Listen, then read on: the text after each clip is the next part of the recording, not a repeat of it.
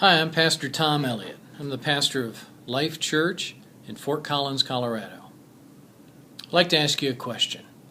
What does a real man look like? Listen, there's no question about it. Male bashing and husband bashing is alive and well in our day. Brian Regan, my favorite comedian, has a hilarious clip about how men are always made to look stupid, especially in commercials. It reminds me of that current commercial, the PC-Matic. It's kind of an annoying commercial, the PC-Matic commercial, where the man just looks like a complete idiot, and the wife is, of course, extremely intelligent. But unfortunately, that's a pretty common message today. Well, I want to take a look at what a real man looks like. And I want to do that this Christmas season by taking a look at Joseph, the husband of Mary. You know, we talk a lot about Mary during the Christmas season, but not a lot about Joseph. But Joseph is an amazing example of what a real man looks like. And so I want to do that, and I want to help us understand God has called men to be leaders. He's called them to lead themselves, lead their wives, lead their homes, lead their kids. And I'm by no means will I push down women. I'm thankful for the strides that women have made in terms of leadership. But I'm going to call men to rise up. And the reality is the biggest problems I've ever dealt with in terms of dealing with people now for a long time, usually I can trace the root back to some form of poor male leadership.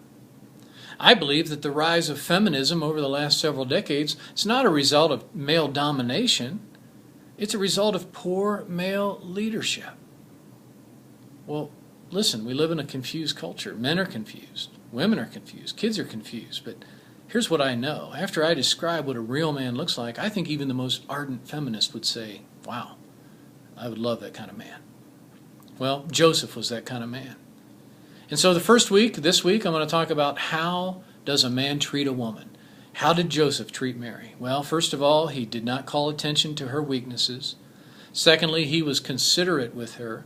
And thirdly, he walked in self-control, especially in the area of sexual purity. And so I want to talk about sexual purity because the need of the hour are real men to lead. And when men give themselves to sexual immorality of whatever form that might be, it brings them down. It creates guilt in their life, and they lose their edge, and they walk around with a shadow over them. And not only that, but they invite darkness into their very life and into their homes. They invite darkness. Listen, we live in a Victoria's Secret culture, and the amount of temptation from men today is off the charts. And so how does a man walk in that? How can a man be a real leader? Because the need of the hour, it's real men. So after I talk about how a man treats a woman, next week I'll talk about how a man connects with God. And then the final week, Christmas Eve service, I'm going to talk about how a man fights. Because men are called to fight, but what does that look like? Joseph was a fighter. We'll take a look at it. So hey, if you're in the northern Colorado area, please join us. We'd love to have you here at Life Church.